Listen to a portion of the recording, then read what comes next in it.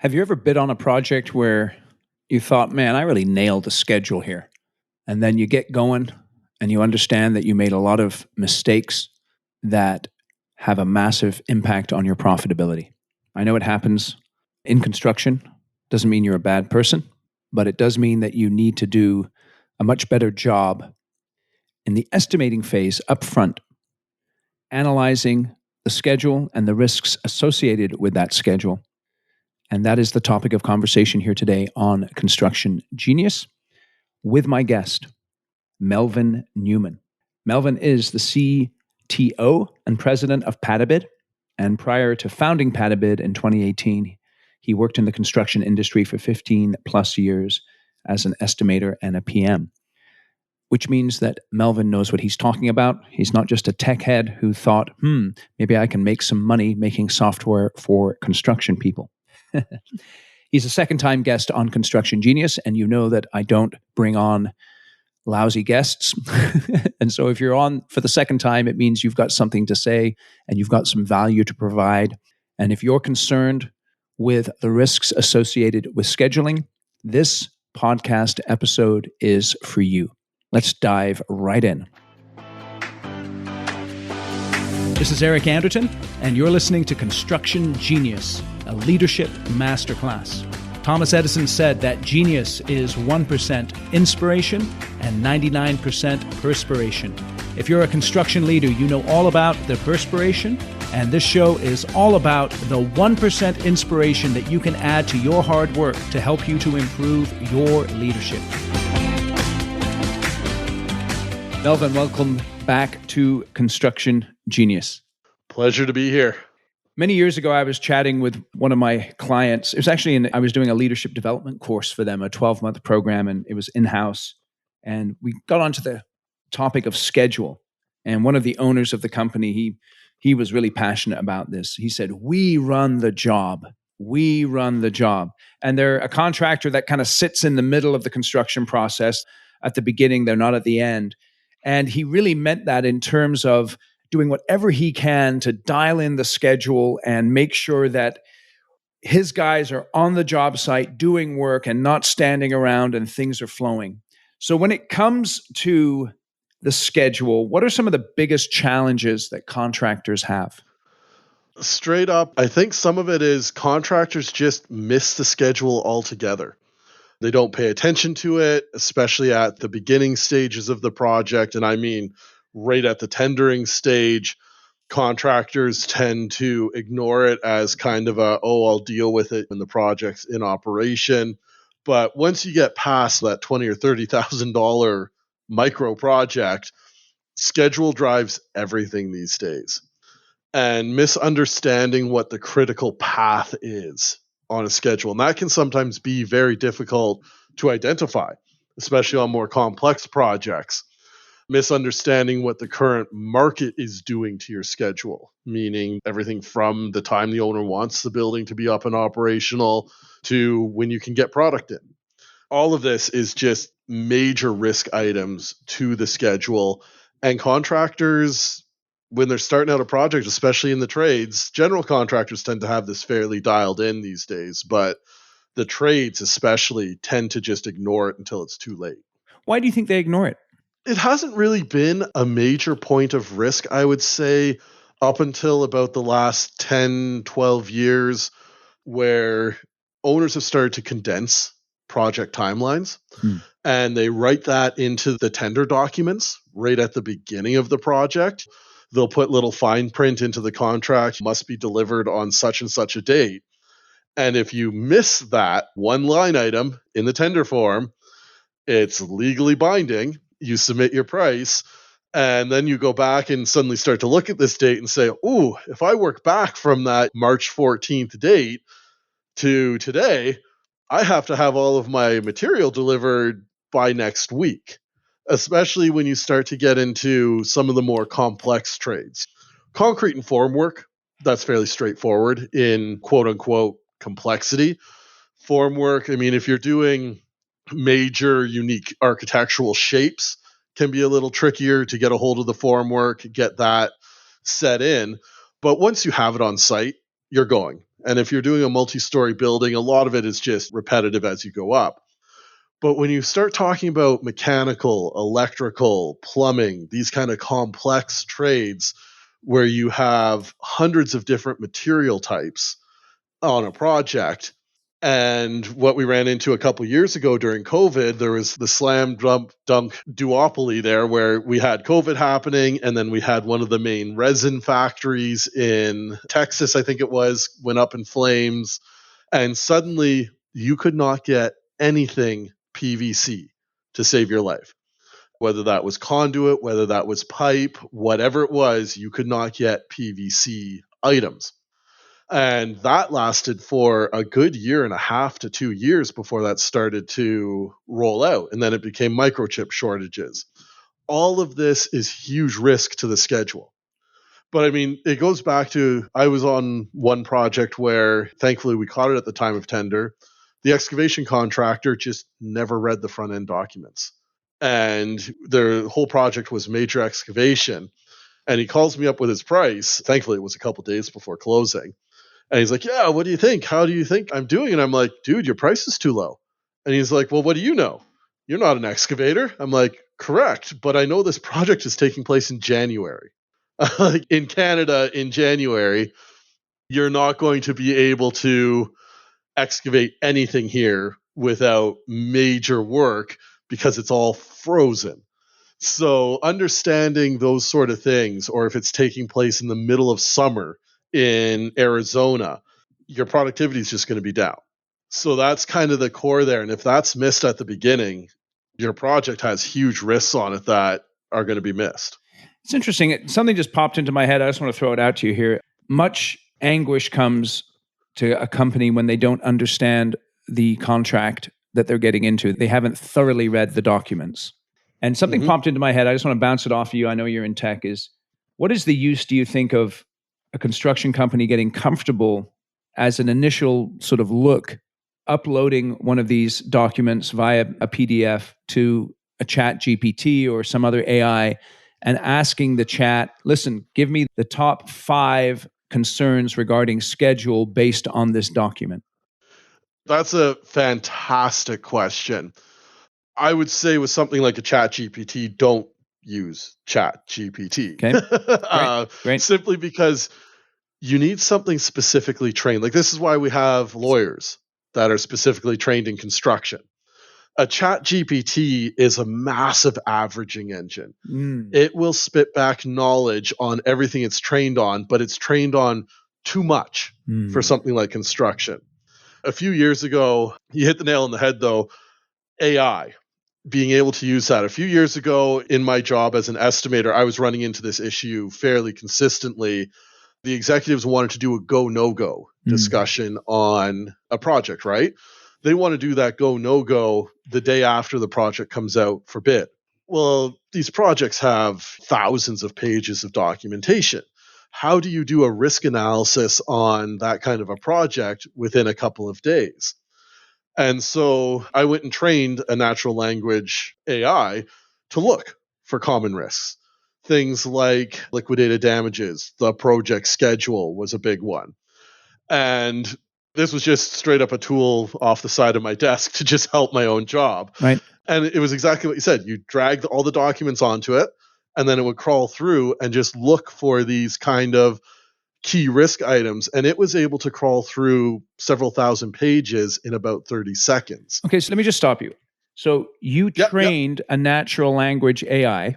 And I just want to make the point here that what you're describing here is very much possible to do, correct? 100%. Yep. 100%. And there are a couple of companies, I'm trying to remember, I met one of them at NECA 2 years ago. I'm pulling a blank. I can remember their booth, but they basically did something similar on an even grander scale. They would check the legalese in the front end. Yes. So there are companies that are actively working on this right now. Yep. And it's 100% possible. One of my favorite stories was we got a project in and they wanted to do a go, no go, and they assigned it to one of my colleagues to take a run through the documents. And he starts going through them. And he started at 8 a.m. in the morning. And at lunchtime, he came to me and he said, here's what I found. Can you double check for me? And I'm like, sure. So I just dragged the documents onto my little AI, got up, grabbed a cup of coffee, sat back down, and it had found everything that he had found, identical. Made copy and paste of all the risk items. And then he was incredibly pissed off at me because he spent 4 hours to do what the AI had done in 30 seconds. It's a tremendous application for this. Yes. Yeah. So there's a bunch of companies out there. I know a number of different ones. Ones like DigiBuild are using AI in the way that they're executing their solutions. And so I want to make a marker here for everyone. Don't just glaze your eyes over. You make a great point, though, Melvin, that ChatGPT, it's a generalist, not a specialist.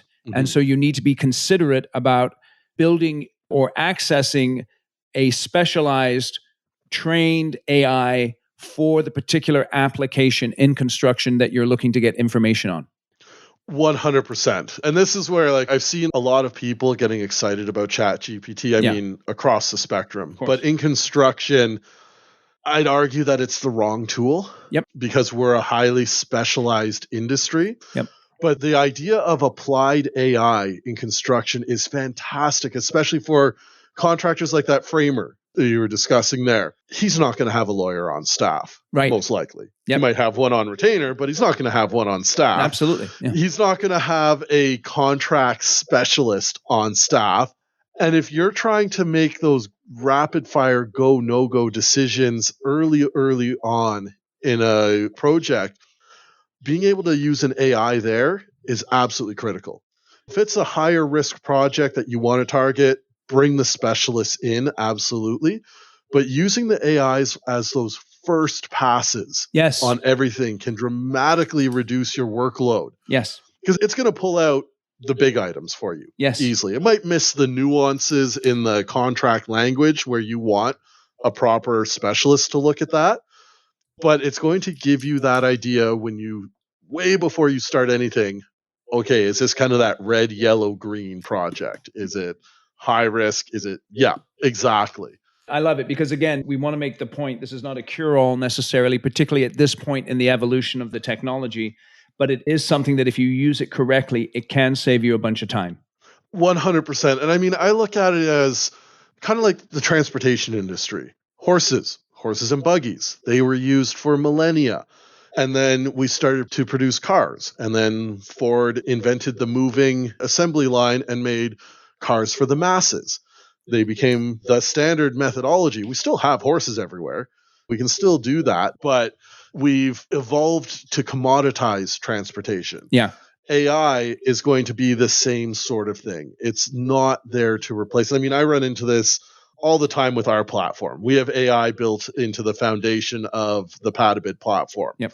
And I get on these calls with contractors and they're like, oh, so I can go get rid of my estimating team. And I'm like, no.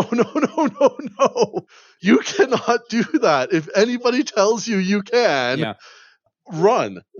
Because AI, even if I were to train an AI to be 100% awesome at reading construction documents, it's not going to know your local conditions. Like, we do a bunch of stuff with fabrication shops, and they're like, okay, so you've taught this AI how to read fabrication drawings. Yep, perfect. It can pull everything off, but I'm like, you have to understand, it doesn't know the door sizes to your shop. If somebody gives you a spool sheet for a 48-inch diameter piece of pipe that's 100 feet long, the AI is not going to know if that's going to fit inside your shop. That is where your human knowledge is 100% there. The AI is just going to backstop you and do a bunch of the grunt work, right? Excellent. Let's pivot back to what we were talking about in terms of schedule. The word that pops into my mind is discipline. And that's one of the things that some contractors have a challenge with simply because they're so busy. So describe for me a disciplined process that a contractor should go through when a tender or a bid first hits their radar. Number one, get the front end documents. If you're in a trade, one of the famous things that GCs will do to you is not send you the front end documents, but they will still bind you to them in your subcontract. And you should never, ever sign off on that kind of a contract until you have read those front end documents. And that is, again, a core thing, especially in the various different sub-trades that's missed. They look at those as they don't apply to me, but I guarantee you every trade spec section binds you back to those front-end documents. And that's where I did an analysis once, and basically the first 100 pages of every construction project contains like 75% of the risk items. Hold on, say that. On Okay, those projects. Yeah. So that's really, really important because I can just see someone, they get the bid in and they immediately click to their bit, right? Yep. And they miss that first 100 pages and therefore miss 75% of the risk. Is that what you're saying? That's exactly what I'm saying. Okay. Yeah. Those first 100 or so pages of documentation on a project are absolutely critical to read and understand every time. And even if you use AI to do the first pass, you have to go back and read those when you decide to actually pursue a project. And so step one, read through those. Mhm. This was flogged into me by my mentors early on in my career. That's good. Is understand those front pages. And then the number one thing to look for is schedule. Find out what your project schedule is before you start any takeoff. Is this thing even reasonable? And then find out what is the risk if that schedule is not met. Sometimes there isn't any risk. That's extremely limited these days, let's be honest. Yep. Most of the time there's liquidated damages. Okay, now I understand kind of where things are going on this. And then I like to actually start to map that schedule out before, like even just in Excel, like draw out a quick Gantt chart of, okay, what are the big items on this project? When is concrete going to be done? When is framing going to be done? Roughly when is the building going to be closed in? Where's my part in this? And where does my critical path start and end?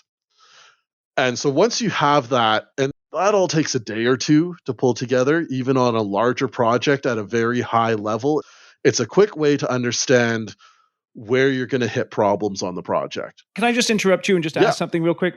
Tell me if I'm off base here. It sounds like what I need to be able to do then is invest some time with some of my more experienced people up front, as opposed to just saying, oh, here's a bid, let me get it to my PE to start doing a takeoff. Is that what you're saying? Yes, that is effectively what I'm saying, 100%. You do have to put some fences around it because, I mean, if you let, for example, a project manager drive the tender, you are going to struggle to win a job because project managers, by the nature of their experience, see all the negatives. And they're always going to be like, oh, you forgot this on the last one, put it in. But they tend not to remember the duplicates. If you let just the estimator run the job, well, they're potentially just going to miss things and not necessarily understand the field risks. So it needs to be a combined team effort. And that can sometimes be very difficult to actually engender because there's always that tension between the estimators and the execution team. But if you can overcome that, absolutely, you want to bring your superintendent in, you want to bring your foreman in, you want to bring your PM in and discuss the schedule. That's always one where you want them to be heavily invested in it. And I would recommend that start to happen kind of a third to halfway point in the bid process. Because you'll have something to show them. You'll be able to say, okay, this is the key volumes of concrete we have to lay. Where does this make sense? Do we need temporary heat? Those sort of things. And that's really where like your site super and your PM are going to be able to step in and say, oh, wow, we've never been able to pour that much concrete in a single run. We've got to put some brakes in here. And then you can start to ask the questions of the engineer, that sort of thing. So let me ask you about that real quick. I want to explore that tension between the PMs and the estimators. There's this idea of let's win the work. And after we've won the work, we'll figure it out. Yep, that's one of the models. Absolutely. And what I mean by that is I'm looking at my estimator and I'm saying, estimator, your job is to win the project. Project manager, your job is to value engineer it so we can make some money. So there's a couple of different models I'd like to say like kind of three overall models that companies tend to run. There is one where they want to keep those two parties hyper isolated. Yeah. And I've seen some companies go so far as to actually put the estimators in a separate building. Interesting. And they literally say you can only communicate via email. And I'm like, do you have a potato cannon that you just load all the estimate documents in and just launch it over to the other building and call it good? Write a number on it and say, here you go. And that's one of the ways they do it. Another one is a hyper-focused team effort where they're like, okay, for a project, they actually put the PM that they plan to assign on the project as part of the estimating team. That's become quite a bit more popular in the general contractor realm, is that methodology. And then you've got the third one where the estimator is the PM. Yeah, that happens. That tends to be much more common in the mid-size. Yep. I've run some analytics, and that tends to work until the project reaches about a $3 million stage. Yeah. And then it's just too large for a PM estimator to do solo. Yeah. Does that kind of answer your question? It does, but let's talk about it a little bit more. I'd like to think about it in terms of I'm the president of my company, or I have responsibility to some extent for both estimating and project management. What is my job? How do I negotiate that tension? Or even in this way, right? Let's say I'm the head of estimating and then my counterpart is the head of project management. How do I negotiate that tension between the two of us so that it's doesn't cascade down throughout the rest of the organization and impact relationships negatively? The key there is if you do it wrong, it can become debilitating. Dude. Yeah, 100%. Man, that is an excellent question. I think it actually has to be driven from above those two positions. Like the president of the company needs to take those two division managers out, sit them down and say, okay, if there's tension here, we need to go into a boxing ring and figure it out. Yeah. If there is any miscommunications, the president of the company needs to start to drive that collaboration, because if it's not driven from above them, it's extremely hard to overcome that internally. Now, I've seen it go both ways. I've seen companies where those two functions were at each other's throats. Yeah. And there was pure animosity between execution and estimation. And I would swear that the vice president there actually encouraged that. Yeah. And it became severely debilitating because, let's be honest, if an estimator wants to get revenge on a PM, they can do it. Right.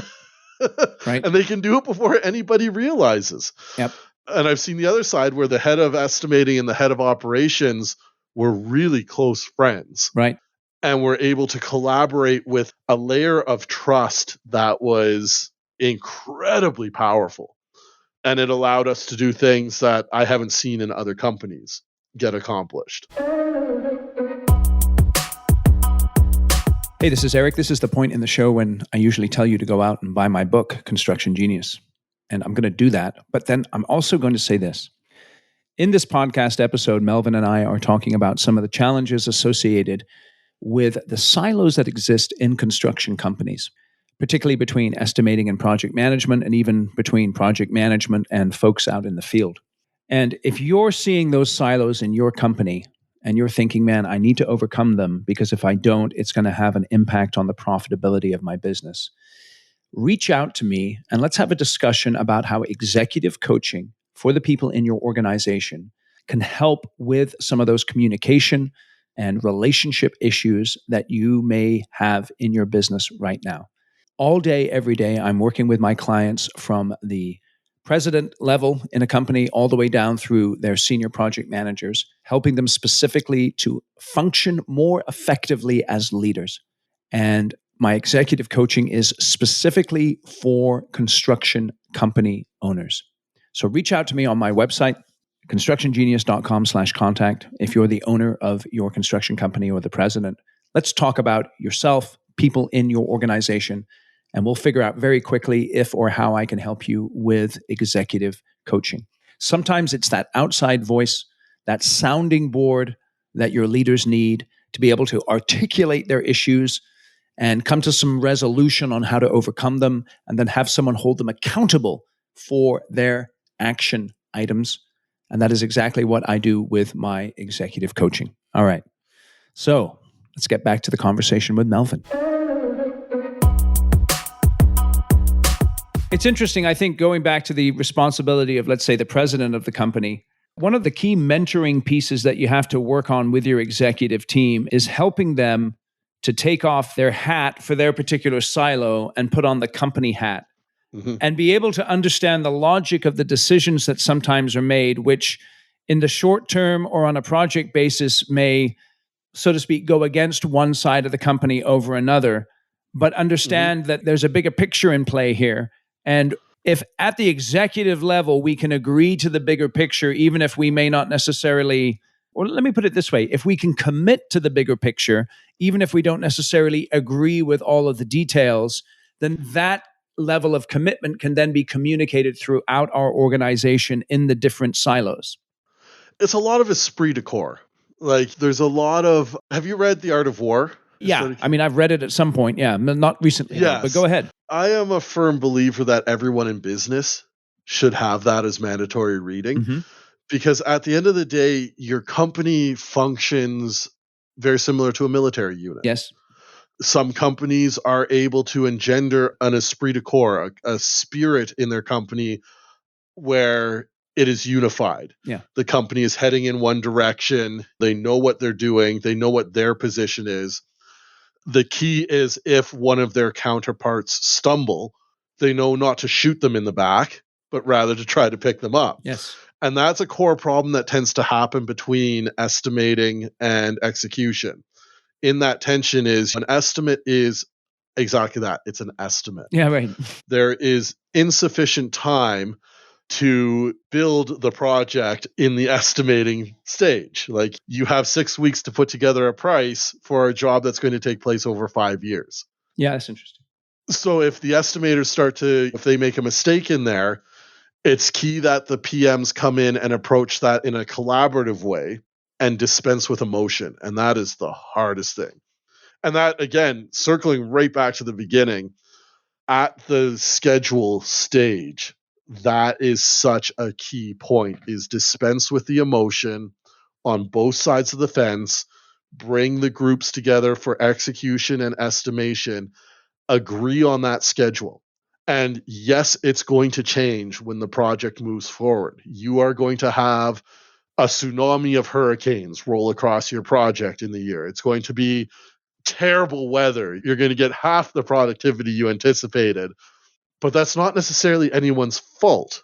You can go back and say, okay, this is what was discussed at the estimating stage. How do we couch this next time? Can it be couched? Or is this act of God kind of Yep. contractual stuff? And work together on it. One of my favorites was when I was young in my career as an estimator, I screwed up an estimate really badly. I misread a quote and dropped 30% roughly out of the what should have been carried for equipment on a project. And what made it even worse was I was told by management to submit this bid, but they didn't actually want the job. Mm. And boy, did I win it for them. And so the ops manager, when he took it on and they were going through everything, and he came back to me and he's like, "You screwed this up." And I'm like, "No, I didn't. You can't see your own mistakes." And so he sat me down and walked me through it. And I'm like, "Oh my goodness, I've screwed this up badly." He's like, "Yep." He's like, "Okay, your punishment is you have to go negotiate the buyout now Interesting. of this. You get to go back to buy this stuff and you have to tell them you have $0 to do it." So I got to go and negotiate for buying out all this equipment with a supplier who, to their credit, treated us fantastically. Like, I took the guy out to lunch and I'm like, "Hey man, I'm here to buy your stuff." And he was all excited. I'm like, "But I got to negotiate the price." And he's like, "Oh, how much of a discount do you need?" I'm like, 100%. And he just looks at me and he's like, "Oh, that's hilarious." I'm like, "No, man, it's 100%. I screwed this up. So we got to do something here." And he worked with us. It was fantastic. And the ops manager came back and said, "Okay, you've actually achieved more than I thought you would here. You've done well. We'll take it from here." And he managed to turn that project from a negative 20% margin to a plus 5% margin at the end of it. And at that point, I'm like, man, when we work as a team, it is incredibly powerful situation. So let me make a note here. It's a very excellent way of mentoring and training people is if they do make a mistake, allow them to bear some of the natural consequences of the mistake and actually, like your boss did, have you go out and negotiate the buyout. And that can Yep. help to lock in the learning because I think sometimes what happens is that we want to fix stuff. and we miss the mentoring and the developing opportunity. And I know, we're on a podcast here, so you might be thinking, yeah, Eric, easy for you to say, but I got tens of thousands of dollars or millions even on the line here. But at some point, you've got to ask yourself, how are my folks going to get on the job training? How are they going to get those kinds of opportunities to learn from their mistakes so they don't repeat them again and again? And this kind of goes back to the three models there. Like, you can't let your estimators be invincible. Like, that's a key thing. Like, you're hitting the nail on the head there, Eric. When somebody screws up, don't hang them for it. Give them some of those natural consequences. If we're talking hundreds of millions or some massive risk item that may be on the table here, you're going to want to be involved in that too. Yep. But it is always best to bring the estimators in, and the people who have made this mistake, bring them into the resolution so they understand the next time they see it. And I can tell you 100%, I have never missed those items on an estimate ever again. Yeah. And it was that learning experience early on where it was the tough learning. That's excellent. So let's go back, and we've been talking a lot about schedule, but we've been talking about risk as well. As you're working with your clients, as you're drawing on your experience in the construction industry, what are some other elements of risk that are often neglected or come around and pounce on people and cause a lot of grief? Location, location, location. This is always a huge risk. When you get the drawing package in, they'll show you all the pretty renderings of the building. They'll show you all these things. What they don't show you is that it's right downtown. Yeah. And you have no access. Yeah. And the elevators are obviously not running because they're not installed yet. Yes. And they could only fit one crane on this building, and the hours that it's available to your work are between 2 and 3 a.m. So, like, it's location, location, location. Understanding where your project is happening. I had a fun project that I was involved with. It was called the Canadian High Arctic Research Facility, the CHARS facility station. Canadian High Arctic Research Station. CHARS for short. Yep. And it's on an island way up inside the North Arctic Circle. And we had to build the building there.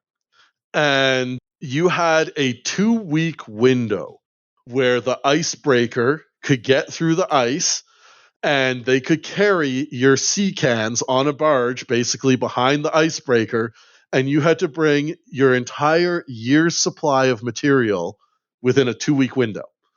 And what was even more hilarious was they obviously didn't have a dock or anything to pull up on. So they dragged your sea can onto the beach. And then it was about a mile to the actual site. And yep, that's it. Is that the building? Yeah. If you're watching on That's YouTube, you can see a shot of the Canadian High Arctic Research Station. Exactly. And we had to work out the logistics for this thing. And that became the number one risk factor on the project, was how do we get logistics to get everything there? And it's a beautiful building that's like in the middle of absolute nowhere. Yeah, there it is. And so, yep.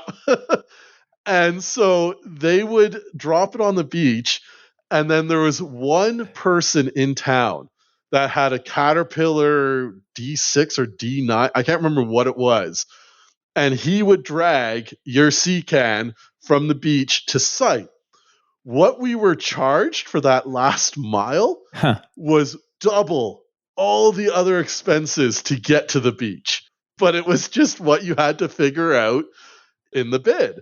And all of this had to go in. I think we had 8 weeks to put the estimate together for this one. It was a wild, wild bid to figure out exactly what you're saying, the risk analysis. And in the winter, if you're working on this, it's 24 hours a day darkness. In the summer, your productivity goes up because it's 24 hours a day of sunlight. But you have to be very careful you don't destroy the people working on your projects. Yeah, interesting, huh? Yeah, like we had to get into psychology. We had to get into everything for a construction project. So location, location, location. That's great. That's awesome. So in terms of location, obviously I have to think about weather. I have to think about the supply of labor. I have to think about the supply of materials. I even have to think about the project partners that I'm working with and how the way they run their ship or their shop, so to speak, is going to impact me. What are some other risks that are on the table that sometimes get missed that are really tremendously challenging for contractors? What it takes to get to a work phase. So every trade has their organization that kind of gives you the standards. Like in electrical, there's the North American Contractors Association, Yep. NECA, and then there's the Mechanical Contractors Association, MCA. There's a number of different ones for excavating, concrete, framing. And they'll give you kind of book values for certain work functions. But you have to understand and read the front end of those documents very, very carefully because they make a certain number of assumptions. And the thing that tends to be very often forgotten is if you're doing a high rise building, once you get over the 10th floor, productivity starts to drop dramatically. And it's simply because you can't get people there in a reasonable amount of time. And so you have to start to think like once you get over 10 stories, it gets really ugly. Once you get over 60 stories, you have to be like totally thinking about everything different because your people will never be coming back down to the ground for lunch. Right. They will never be coming back down to the ground to go to the washroom. You just simply can't because the only thing you have in this building is stairs. Yep. And that's it. And some man lifts. So that getting to the work phase, the analysis on that is absolutely critical and is often missed. Another key one on excavation is what are you doing with the dirt? Where are you putting what you're moving? And that one's not missed so much. It just tends to be underappreciated in a lot of instances. And what it takes for your circuit time, for your vehicles to make it through. Those are kind of concrete guys tend to have it, I found, best dialed in. They know, again, once you start to get over those stories, kind of how it's going. Building dams, again, it goes back to location and then time of year, which is your schedule. Schedule is everything. Yep. And how do you do the concrete on a dam? Because they're always built in remote areas. The vast majority, Kiewit has a wicked process. They basically just move in mini batch plants. Yeah. And then they'll build rails out to it. And they just make concrete 24 hours a day and build up your dam. I've had the privilege of working on a couple of projects with them on some big dams. So, yes, let's talk about that real quick. That's interesting. What did you learn from working with Kiewit? What do they do that sets them apart and helps them to be able to execute these incredibly complex, difficult projects? Massive expertise. They employ people that I wish we could all learn from as like superintendents, as project managers. As a counterpoint to that, unfortunately, they also like to try to overload their projects with lawyers. And we've had to work through some of that in there. But when it comes to like boots in the field, Kiewit has some really, really top-notch A teams. And understanding that's another massive risk that gets overlooked is okay. Or not necessarily overlooked, but misquantified often. Is when you're at the estimating stage, very often you always like to put the A team on the project. But if the A team isn't available at execution time, that's a fundamental change that may be extremely difficult to overcome. That's a good one right there that we should take note of, right? I estimate perhaps, and even if I appreciate the things that you were talking about in terms of location, I may estimate it for my A team and then get my B team on the project, and that can be tremendously challenging. Exactly. And there's a major contracting company that I worked for here at Acon. They have a roads team that specializes in highways, bridges, all that kind of infrastructure, heavy civil. They had a process tuned out that I've never seen anywhere else where they would actually bid every job with the A, B, and C team. And they would see what happened on the job before they closed. They used a software platform called Hard Dollar, which was actually developed by Kiewit. and has since been spun out into a wholly owned subsidiary. But you could put all of your crews in there, and then you could very rapidly swap them in and out of these estimates so you could understand what your risk was. And that all went into a risk analysis that they would do on every single project. The level of detail of it changed depending on the value of the project. For a $30,000 project, that risk analysis was a one line, zero. On a $300 million project, that was a highly detailed risk register. And what happened between your A and your C teams was all in there. And then there was probabilities assigned to that on what was the likelihood of A team being pre-booked and moving to the B team. And then that was carried as a risk contingency on the project. Excellent. So we've identified many areas of risk. We kicked off by starting a discussion in terms of the schedule. Reflecting on the whole conversation here today, Melvin, give the listeners 2 or 3 takeaways for them to be focusing on in order to avoid some of these mistakes and maximize their opportunity to build profitably. Okay, number 1, always demand the front end documents. Yep.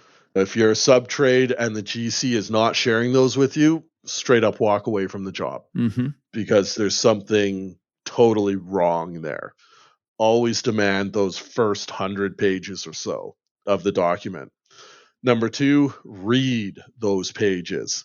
Before you close that job, get very intimate with understanding those front end documents because that's where, like I said, 75+% of your risk is going to be in those first 100 pages. So once you have that identified, number 3 is produce a risk register for every project where you itemize what you see on here, the schedule. Okay, can I hit this? What happens if I overrun it? What happens to liquidated damages? What happens to my contractual obligations? What's the chances of material not being available? Itemize all of those. And on a large project, a risk register might run 50 to 100 lines. Like we're talking on hundreds of millions of dollars size project. On your smaller 10 to $20 million projects, you're going to be in the maybe 5 to 20 lines of risk on this. Get as detailed as you reasonably can with your risk, and then take that risk register to your operations team. Put it on the table, say, here's what I've identified. If I'm the estimator, here's what I've identified. Let's check them off. Can we zero these out somehow? Because you never want to blow your project bid out of the water by carrying a huge contingency. So if you sit down with your ops team and go through with your superintendent and your PM, they've run into lots of these risks in real life before. So sit down with them and say, okay, can you mitigate this? How do you mitigate this? Can we mitigate this without putting money in? And then once you get through that discussion, you will have a very solid game plan for how to execute. And what's really nice is if you can do that with the PM that is going to actually run that project, you can all agree to what's going to happen here and put together a comprehensive team package that's submitted. Like I've seen this model work very effectively with a number of the GCs that I've worked with, where they've managed to break down a lot of the combative barriers between estimating and execution. And when you bring those people together and they work as a unified team, it's incredibly competitive, incredibly powerful way of mitigating the risk while still understanding where the risk can't be mitigated and needs to be mitigated financially. Excellent. Excellent. Well, Melvin, tell us a little bit more about yourself and your company, please. Yeah, so 15 years full-time estimator, and then a couple of years now full-time entrepreneur and business owner with Patabid. We produce estimating software, AI-driven estimating software. We aggregate public procurement to track the very tip of the business spear, and then we move into detailed estimation, largely focused on the complex trades. And we use heavily based on AI to, like I said, accelerate the grunt work, Yes. not to replace the estimator. Yes. And bring a lot of these risk items analysis to the front so that our contractors can bid work in the incredibly constrained timeframes they have right now without a loss in accuracy and mitigate the risks. That really is a nutshell. I mean, we are driven to change the way the front end of construction business operates these days. And I mean, if you ever want to go down a deep hole into that one, I can stand up on my soapbox and really start to preach about where we got to get the industry to in the front end of business. That's great. We'll have to have you back on to go through that. What I'd like you to do, though, is tell the audience, because I know we have a diverse group of people listening here, who is your ideal client, the one person who must visit patabid.com and learn more about what it is that you guys do? Mechanical, electrical, plumbing trades in the 50 plus range employee sized business, that mid-size company, and in those complex trades. Those are the must come see. And if you're involved in fire protection or any of those kind of subs of subs. Excellent. We're heavily geared to that. Excellent. Okay, so we're going to have links in the show notes so that you can check out Patabid. Melvin, I really appreciate you coming on, sharing your real world experience, and I do wish you all the best. In the cold white north. Thank you. Right on. Thank you for listening to my discussion today with Melvin. Hope you enjoyed our talk. I know that I did. And feel free to reach out to him on his website, patabid.com, particularly if you fall in that target market that he articulated very clearly at the end of the podcast. Feel free to share this episode with other people who you think would benefit from listening to the insights about schedule and risk.